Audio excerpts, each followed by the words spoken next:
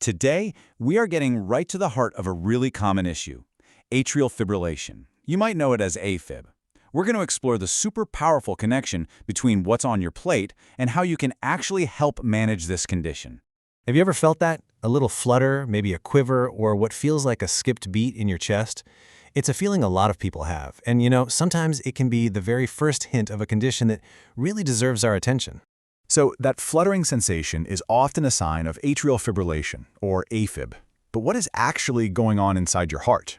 Well, in a nutshell, the electrical signals in the heart's upper chambers, those are the atria, they kind of go haywire.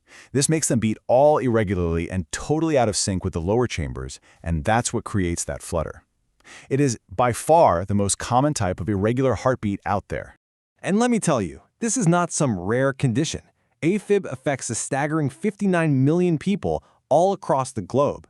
That number alone makes it more important than ever to really understand what's going on. All right, so here's our game plan for this explainer.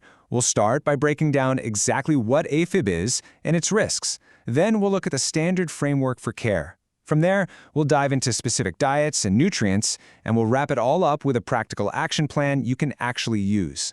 So first things first, who is most at risk for developing AFib, and what are the real dangers that come along with it? Okay, so who's most at risk? Well, age is a big factor for sure. The risk definitely climbs for anyone over 45. But what's really crucial here are the things that we can actually influence. Lifestyle choices, right? Things like smoking, keeping a healthy weight, and managing blood pressure. And of course, a history of heart issues also plays a pretty big role. Now, why is managing AFib so incredibly important? Because of this number. People with AFib are 5 times more likely to have a stroke. This is, without a doubt, the most serious risk, and it's exactly why catching and managing this early is just so important. Now that we understand the risks, let's talk about the solution. The good news is there's a really clear framework for managing AFib that gives a solid path forward for both patients and their doctors. It's called the ABCs of AFib care. A is for anticoagulation. That's to avoid that critical stroke risk we just talked about. B is for better symptom management, which is all about improving your quality of life. And C is for optimizing your overall cardiovascular health. But what's really interesting is this sort of unofficial fourth pillar that's emerging, lifestyle modification. This is where you get to take back a huge amount of control. So let's dive deeper into that lifestyle pillar, and we'll start with diet. When you look at all the research on eating for AFib, 2 major dietary patterns pretty much always rise to the top. Here they are, the Mediterranean diet and a whole food plant-based diet. Now they have their differences, sure, but what's really important is what they have in common. The Mediterranean diet, with its focus on fish and healthy fats, has even been linked to reducing a specific type of fat around the heart that's a known risk factor for AFib.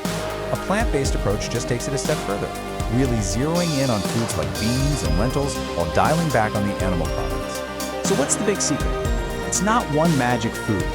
The real power of these diets comes from their shared foundation.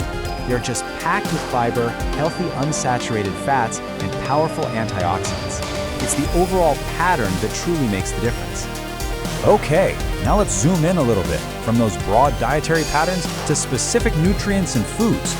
This is where things can get kind of confusing, right? So let's see what the latest science has to say and clear some things up. A major review from 2024 gave us some pretty surprising insights.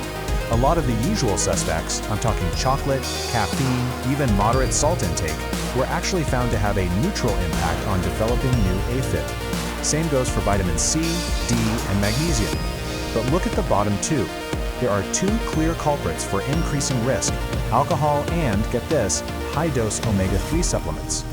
The connection between alcohol and AFib is so strong, it actually has a nickname, holiday heart. This name comes from the spike in AFib episodes that doctors see around holidays when, people tend to drink a bit more. To put it simply, alcohol can increase stress on the heart cells, which makes them way more likely to misfire. And yeah, while moderate salt was neutral in that review, high sodium is a whole other story.